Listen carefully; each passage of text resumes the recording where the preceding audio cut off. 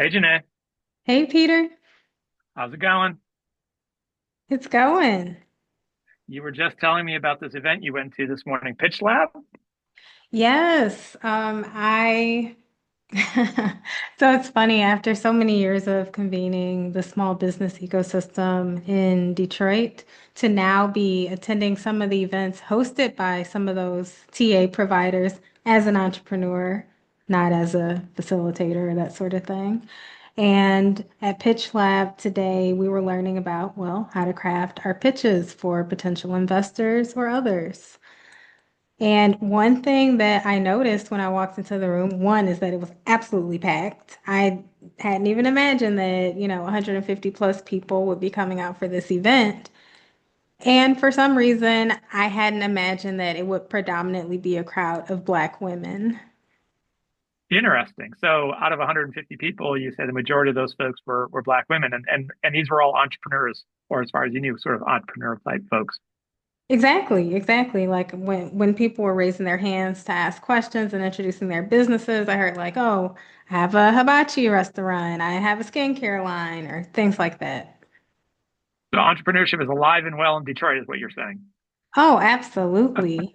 I mean, this has not been an overnight thing. I have to give big credit to a lot of organizations and to the New Economy Initiative for really investing and building this ecosystem of entrepreneurship support in Detroit. Now, that's interesting because you and I have talked about entrepreneurship before as an economic development strategy, as it's often touted, and there's lots of resources, well, relatively lots of resources, right? For like, hey, is this a solution to, for instance, closing the racial wealth gap, which is one of the emphasis we have here in the philanthropic scene in Chicago. Um, so everything's good. Everything is like full steam ahead, and we just need more and more businesses by folks of color. Is that the answer to closing racial wealth gap issues? Well, let A me tell pointed you. question, of course. Well, let me tell you this. Even if, initially I coming into this work, I would have thought, oh, that sounds good on paper. After years of listening to people in the work and understanding that it's much more complex than that, absolutely not.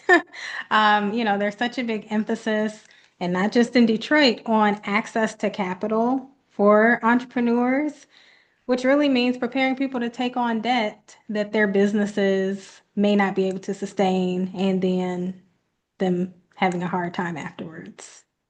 Yeah, and debt is just one of the elements. I was just looking at the statistics a second ago, that 20% of all businesses, and this statistic I think I've been told has been consistent for decades, 20% of all businesses fail within the first year and 50% fail within 5 years.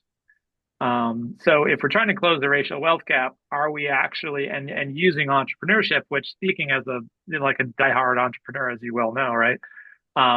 Is this the best way to go about it, or are we actually potentially setting up folks for, 50% failure rate over time? And not just the failure rate, but when you go under, you lose all the time that you put into it. You can lose assets, you can lose, financial stability. You can lose a lot of things by assuming that risk that's usually required to start something. Absolutely. And I do remember years ago hearing one of the TA providers in a particular work group that I was convening saying, I think a lot of the people coming through my program don't want to be entrepreneurs. Really, they just like a nice, stable job. And like, can we talk about that? Can we do anything about that? And no, the table had been set and curated such that that was not really a topic of discussion.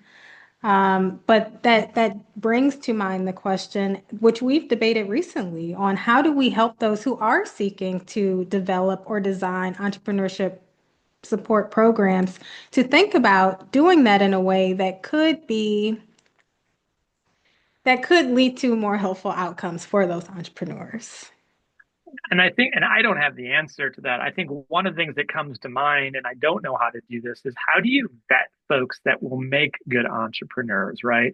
Someone may have a great idea of like, oh, I have this recipe and everyone loves when I make this recipe. I'm going to go into business. I'm going to go into food business or, whatever the case, skincare line. Oh, I made this own thing and this own lotion and it works really well. I'm going to go into that business. But the idea of having a product or a service and actually being in business around that and earning your living around that and having to pay, college tuitions and mortgages and all of those, obligations, the financial obligations that we take on are two different things. And so one side is like, how do we identify that entrepreneurial mindset, or that, it's not even a mindset, right? That do they have the right grit, to use a kind of a trendy term these days, to survive? But I also think I think one thing is like, okay, so how do we screen better? Again, I don't have the answer. I don't want to exclude people who are really committed to something, but I think a hobby is very different than a business, and making sure it's like, hey, is this a hobby business or is this a business? And distinguishing between those two things. I think the other thing is there's also there tends to be a relative amount, I see a relative amount of fair amount of resources at the startup level. But how about a year or two, three in? What happens then? There seems to be like this trough. And that's just the moment that I would think is actually key to invest in, right? Because they hopefully already have like a viable product or service. They have some experience. They probably have refined it by then. And that's the time that folks maybe need that technical assistance, that capital infusion, versus at the onset when things are much more risky. And maybe we need to look at shifting some of those resources, not all of them, but some of those resources further down the value chain, and support businesses that are beyond the startup mode and are looking at growth mode. I know there's some there, but I don't think as much, or it doesn't get as much attention as the entrepreneurial at the startup place. Yes. And I kind of want to push back on what you're saying about, I don't know how to do this. I think when it comes to a question like this of like framing programs or opportunities in a way that will actually lead to the outcomes that you want to see, sometimes it's not even about having the solution, it's about asking the right questions. And we had an opportunity to think about this recently as we were applying for an RFP. And I remember having the discussion around, well, who are they really targeting? And maybe it would be more effective to target those folks who literally have the receipts. I mean, oh, you've made 100K in business already, or oh, just depending on what those outcomes are, who's best equipped to potentially make the journey there. Yeah, yes, and I think finding a way. I don't know. It's. I think there's an entrepreneurial, like a skill set, and then I think there's an entrepreneurial mindset. And you can have the skill set and not the mindset. You can have the mindset and not the skill set, if that makes sense, right?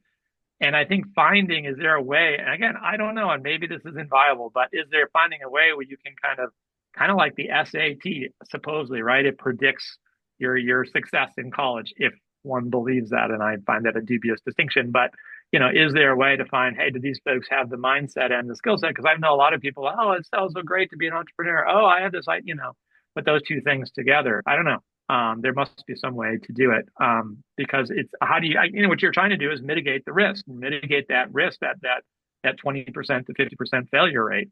And to me, it really comes down, one of the prime things is, and we talked about this before, comes down to the people. And it's not a matter of intelligence or anything like that. It's just a matter of like, hey, does your brain work in this way, and do you have that kind of necessary skill set? Well, I'd say it's also not a matter of are you an entrepreneur or not, or do you have the mindset or the skill set or not. It's where are you?